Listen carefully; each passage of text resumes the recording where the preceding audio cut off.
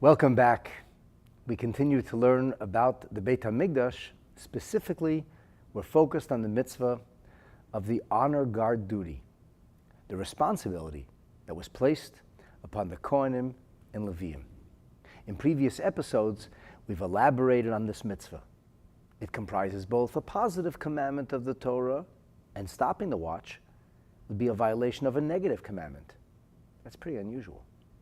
We also talked about those who are called to perform this duty, namely the Cohanim and the Levi'im, and the way they must serve in mutually exclusive and unique fashion. In today's episode, Firegate, we're going to focus on segment A of the Kohanic clan, the Young Kohanim. This is the 8th chapter of Hilchot Beit HaBechira, the laws of the chosen home, in Mishnah Torah of the Rambam. And we are presently studying the 5th paragraph, Halacha Hey. The Rambam now opens with a rhetorical question. V'heichan hayashomrim. Now this question is really going to be answered by the Rambam. He's not asking you for your opinion, but it can be read as a question. So where indeed did they perform this mitzvah? Up until now, we've spoken about this in general terms. We haven't actually identified where the Kohanim and Levi'im would take a position. The words v'heichan hayashomrim are understood by our commentaries to refer to both the Kohanim, both sets of them, and the Levi'im. But in Halacha Hey, which introduces the specifics, we are only going to be answering the question with regard to the Kohanim. And then, in Halacha Vav, we receive more details about the elder Kohanim. And finally, in Halacha Zayin, we troubleshoot. What if something goes wrong? It's only in Halacha Ches, in the 8th paragraph, that we'll come back to the second part of that original question, Heichan hayashomrim, where did the Levites take up position? But let's focus. So Heichan hayashomrim, today we are going to focus on the Young Kohanim. This is Halacha A, Halacha Hey, Halacha 5A, or part 1. And the Rambam begins now to explain. Kohanim hayashomrim bebeis avtinus ubebeis hanitzutz. The Kohanim, they took a position in the house or chamber of avtinus, as well as Beit HaNitzutz, which literally translates as the house of the spark. And whilst the Rambam doesn't talk about these names, where they come from or what they mean, he does say, Hoyu aliyot benuyot, these were upper levels, almost like porticos, porches, that were built bitzad sha'arei ha'azara, on either side of the doors of the azara. Before I continue, let me point out on the map exactly what we're talking about. So, if you look at the floor map, this is the azara, this is the courtyard, this is the mizbeach, this is the altar. This is called the area of the mizbeach or mizbeach arena. This is the tzafona, this is the north. That's where most of the offerings were slaughtered. We've learned about this in great detail in previous episodes. We also learned about this area. It's called Heichal. That comprises both the Holy and Holy of Holies. We talked about an upper level on both the Holy and the Holy of Holies. And we even talked about this outer area and what it represented. We're now going to go back to the outer scrimmage of the Beit HaMikdash. This is the wall around the Azara and the Heichal, the wall of the actual Beit HaMikdash per se. The Beit HaMikdash has an entrance now on either side. There's an entrance here and an entrance here. In both pardon me, we're referring to this entrance. We're going to talk about this entrance. This entrance is called Beis or Chamber of Avtinos, and it's an entranceway that goes in here. This entrance is called Beis HaNitzutz. You'll notice that there's a bit of a structure spelled out here with a dome. This is called the Nitzutz, the house or chamber of the spark. Here you might notice a square. I'm not sure if it shows up on the screen, but there are even little waves here that are symbolic of water, and that's because we call this the Shar HaMayim. This is called the Beit Avtinos. Both of these enter into the area on the sides of the Azara. Let's look at this picture now. In this picture you can see very clearly the Beis HaNitzutz, the house of the spark, and you'll notice that it's on kind of pillars. It's on stilts. There is no lower level, it's only an upper level. It leads into the Azara. In the picture I have here, you can't see the Beis HaAvtinos. It would be on this side of the structure. Now that we identify that, let's talk about these specific homes. What is Beis Avtinos?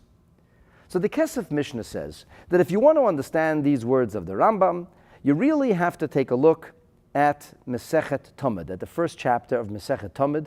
And of course, Masechet Tamid, which speaks about the daily events in the Beit HaMikdash, or the Kohanim, as they would go about their business on a daily fashion, opens with these words, Bishlosha Mekomot HaKohanim Shomrim. 3 places, 3 locations where the Kohanim took up position for their guard duty. What were these 3 places in the Beit HaMikdash? Beis Avtinos, Beis HaNitzutz, and then there's the Beit Hamokid. We'll hear about that in tomorrow's episode. So the Kesef Mishnah says, this is in Perikama de Tamid, and the Kesef Mishnah also is going to identify who it was that took up position in these places, but I'm going to talk about that soon. So why is it called Avtinos? The name Avtinos shows up in the Jerusalem Talmud in Masechet Shkalim. Incidentally, there isn't a Babylonian version of Masechet Shkalim, so that's the only Masechet Shkalim we have. The Gemara there waxes on page 13 and page 14. It's mentioned in the Mishnah, and then the Gemara goes on to talk about this.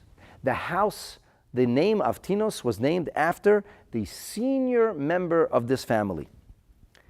In the words of the Mefarish, the anonymous commentator on Masechet Tamid, he says, Beis Avtinos is Lishkat Mifatme Haktoris. This is the chamber or office of those who would make the Ketoret. Now, the making of Ketoret requires an extraordinary skill in grinding or pulverizing the different ingredients and then blending them to perfection so that it doesn't look like 11 different ingredients, but rather it becomes one finely blended mix or assortment of Ketoret. Impossible to tell the difference between one and the other. This was apparently a very difficult thing to do, and there was only one family that knew how to do this.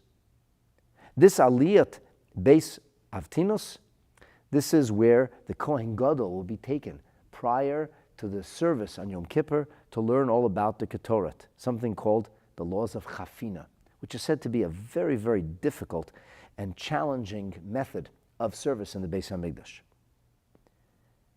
Now, why was it called the Chamber of Avtinos? The Mefarish says, Lefi shahayu umonin al ma'aseh haktoros, because they were the professionals when it came to the fashioning of Ketoret, Nikra al Shmam. So it was called by virtue of their name. And where does that come from? That comes from the elder of this particular family, the patriarch of this family, whose name was, you guessed it, Avtinos.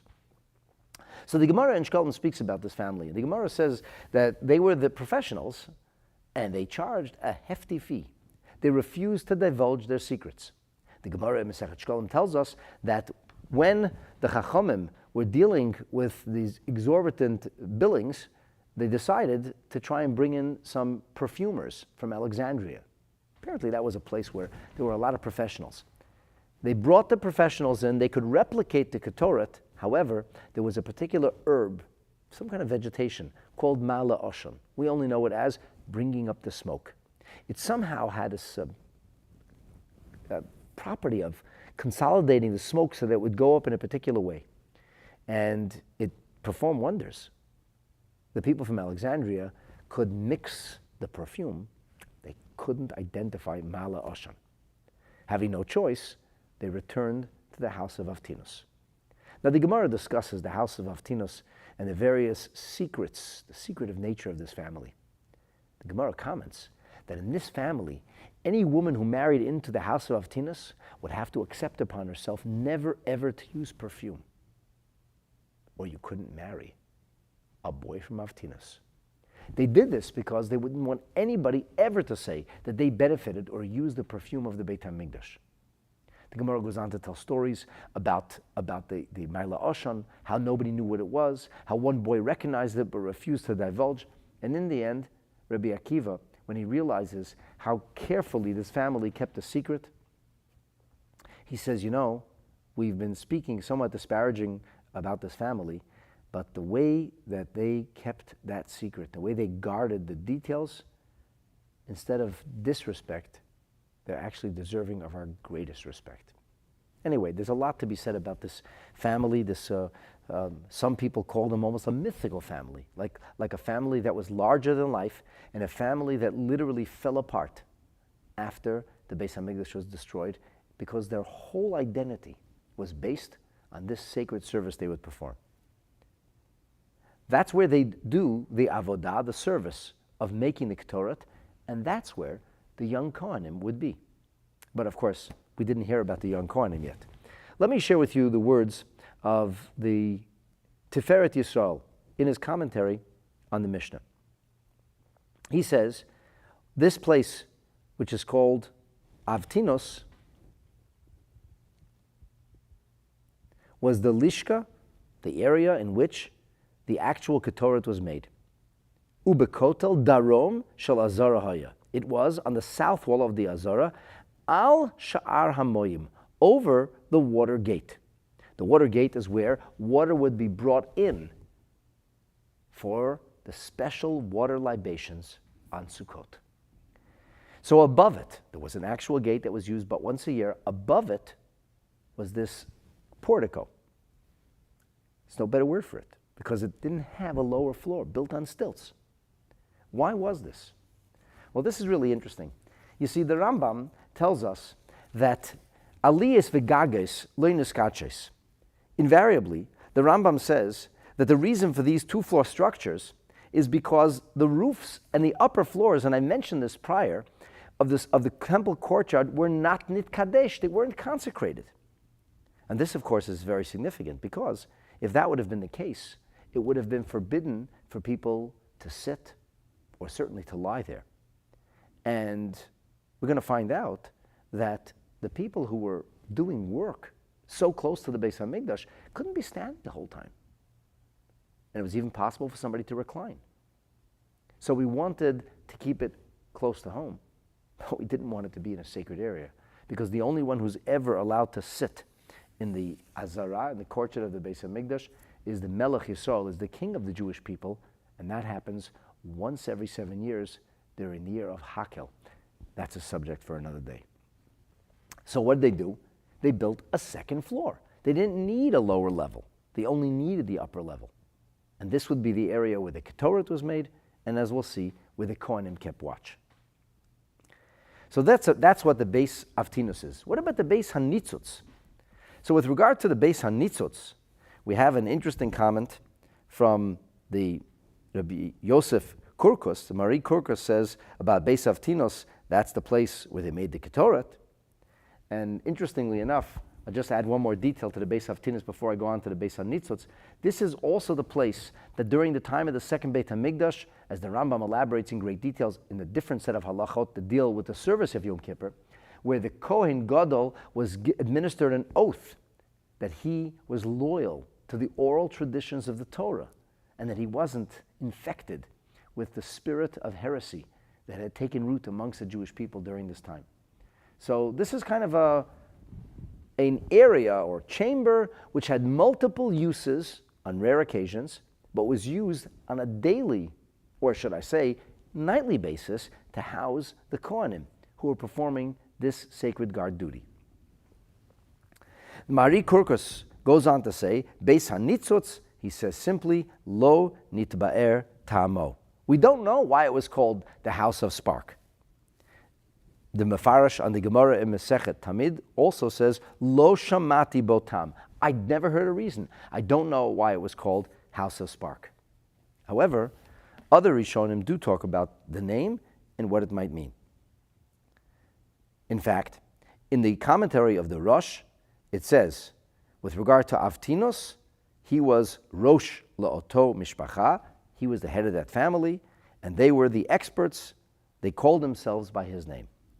Beis HaNitzutz, he says, this, he says, was not on the south but on the north side. It was an open porch. The sunlight would be shining right down, and as such, because there was so much sunlight, it was like what they call in today's language a sunroof, like a tanning area. Because the sun beat down so strongly, because the sun was so focused in that area where you caught so much sunlight, that's why it's called Beis HaNitzutz, house of the spark. It's a little bit hard to understand why the sunlight is called house of spark, although we sometimes refer to the sparkling sunlight. The Ravid, however, has a different approach. He says, yes, there was a lot of sunlight there, no question about it, but he says there was also a constant fire burning.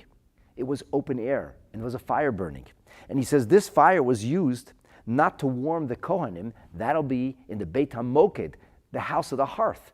This fire was used that in the event that they would need to kindle fire on the Mizbeach, and in fact it's a mitzvah to bring earthly fire, although a heavenly fire descended. So whenever they would need to kindle earthly fire, they would have a constant fire burning, very close to where the Beit HaMikdash needed it, very close to the Mizbeach, but at the same time, not in a sacred place. Because you can't just kindle fires in a sacred place. And it would be in the area of Beis HaNitzutz. So, let's go back to the map.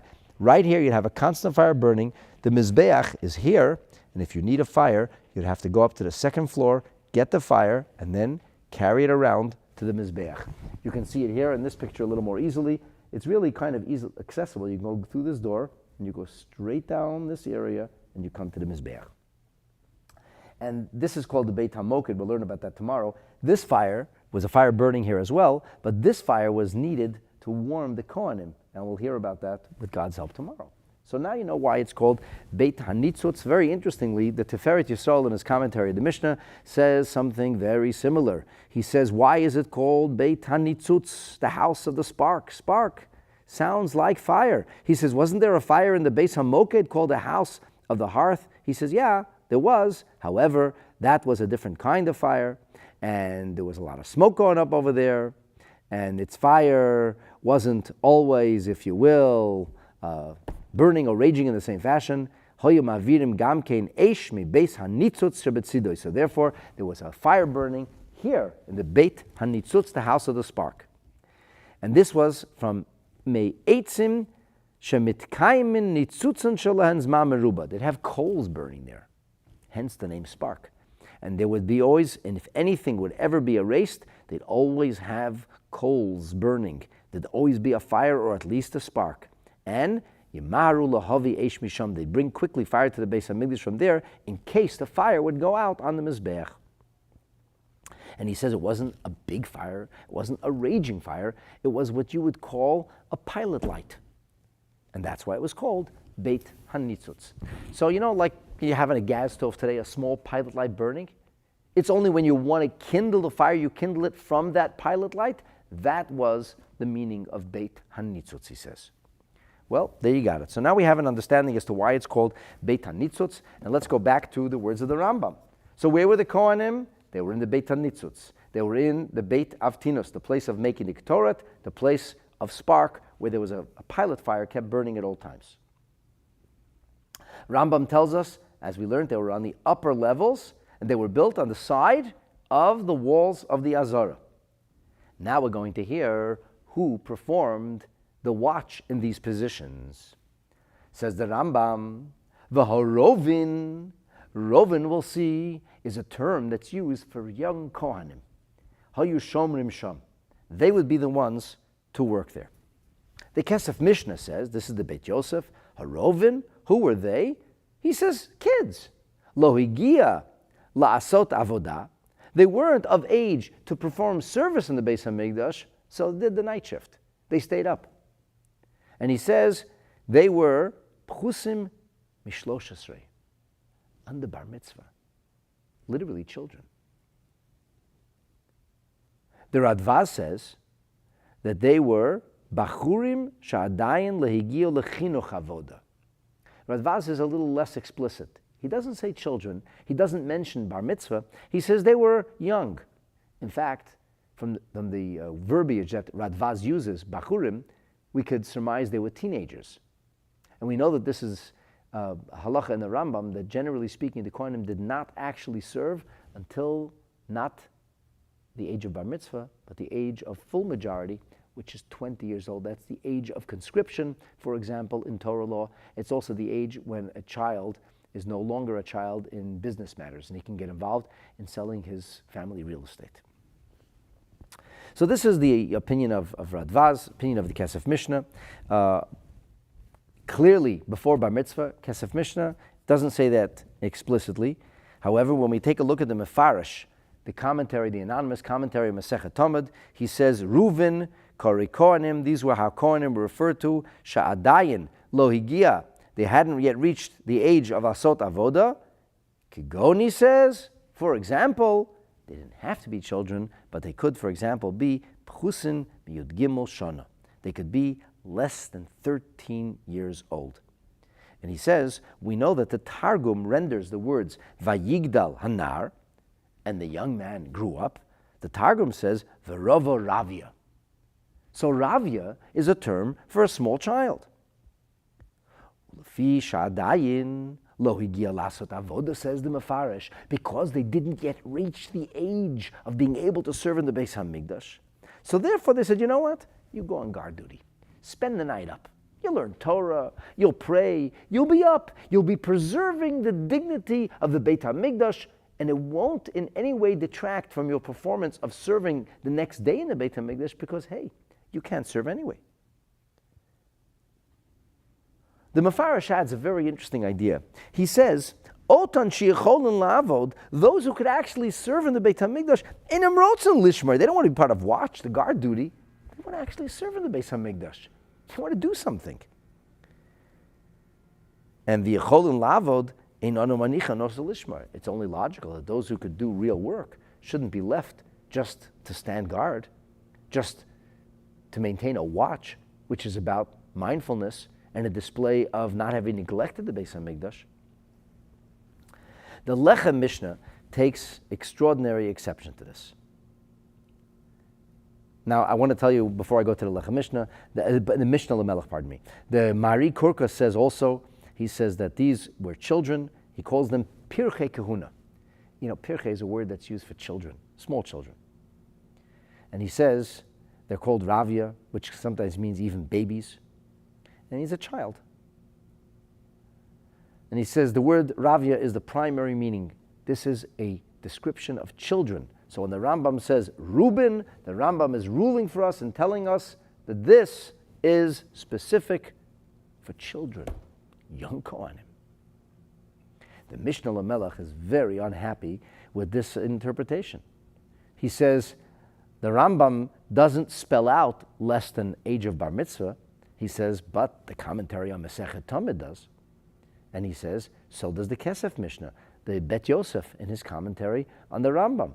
Va'ani Tamiya. He says, I am frankly shocked at this.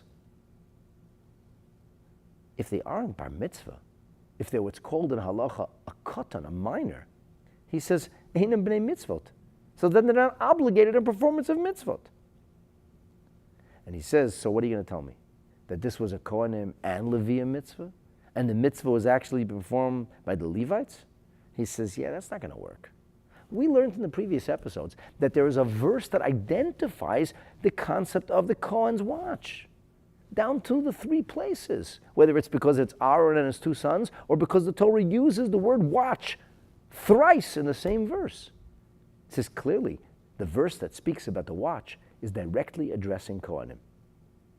So he says, I don't understand how that would work.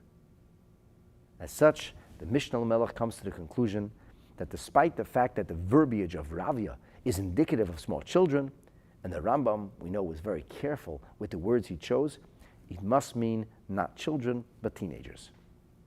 And he says, the Rambam tells us clearly in the 5th chapter of the laws of Beit HaMikdash, halacha 15, that when the Kohen grows up, he is technically appropriate to serve in the Beit HaMikdash.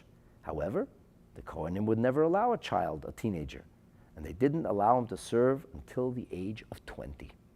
So he says, based on that ruling of the Rambam, there is no reason to make an outrageous assumption that these were children, quite literally. The Rambam uses the term children, he really means teenagers. You know, kind of fits with the way people look at things today. Teenagers aren't really adults, they think. They shouldn't be given any real responsibility. But the Rambam does use the word children. And of course, this seems to present a tremendous challenge or issue or problem. So how do we work that out? Well, the Rebbe himself spoke about this in great detail. And the Rebbe suggests something quite fascinating. He says, the truth is that sometimes there's a mitzvah which can be performed by a child as long as there's an adult who is actually, so to speak, watching over or looking over his shoulder. We know with regard to the watch in the Beit HaMikdash that despite the fact that the Cohanim and Levites took up position, they weren't left to their own devices. In fact, there was a constant checkup, and that was called Ish Harabayis, who would always be going from place to place. Remember, we're talking 24 locations. And they would have to greet this Ish Harabayis as he would arrive, and they would have to say, hi, how are you? If he wouldn't, they could get themselves into some very serious trouble. In other words, all of these different people stationed at their various locations were ultimately being carefully supervised. I would say constant supervision. As such, the Rebbe suggests, we could understand that despite the fact that these were children, they were being presided over by an adult, a responsible Kohen. And he would give their mindfulness, if you will, greater meaning. The bottom line is this. This isn't a mitzvah in which somebody has to actually do something. This was a demonstration that we hadn't forgotten about the Beit HaMikdash, that it was never neglected. And the fact that children remained right near the Beit HaMikdash, singing and praying to Hashem in their pure voices, being supervised by adults, would necessarily mean that the Beit HaMikdash wasn't neglected. And perhaps it was the innocence of the children that made it so special. Of course, this also helps us understand why the young Kohanim would only be in 2 places, not on the third. You see, the third location, which we'll learn about tomorrow, that's right here. This is called Beit Hamokid, or this large building. That was on the ground. And on the ground, you needed to have Kohanim who had reached the age of majority. Whereas here, the Kohanim who were participating in the watch were on the upper level, non-consecrated area, above the entranceway. Their presence meant mindfulness. It lent a sense of awareness, a sense of dignity, a sense of honor to the Beit HaMikdash, but it didn't require the participation of majors. After all, nothing actually had to be done. And the supervision itself was all tied together by Ishi Kohen Gadol, who went from place to place. And in this way, the Rebbe says we can mitigate the question of the Mishnah Melech. And clearly, whilst the Radvaz might still err on the side of caution and say above bar mitzvah, under the age of 20, the Kesef Mishnah and the Mefarish are clear and explicit in saying that this was children, and that is the language the Rambam uses. It all kind of comes together and helps us appreciate the nature of this very unique mitzvah, of this sacred guard duty or Beit HaMikdash watch that continued unabated night after night, enabling us, the Jewish people, to pay homage, show our appreciation to Hashem for dwelling amongst us in his holy Beit HaMikdash. I hope this was illuminative. I hope it sparked interest. I hope that you'll continue to join me as we learn about this special mitzvah, as we can continue together to yearn for and pray that very, very soon Hashem will bring us home with Mashiach and we'll meet in the third Beit HaMikdash. B'mehera u'b'yameinu, speedily and in our days. Amen. Thank you so much for joining. Have a beautiful day.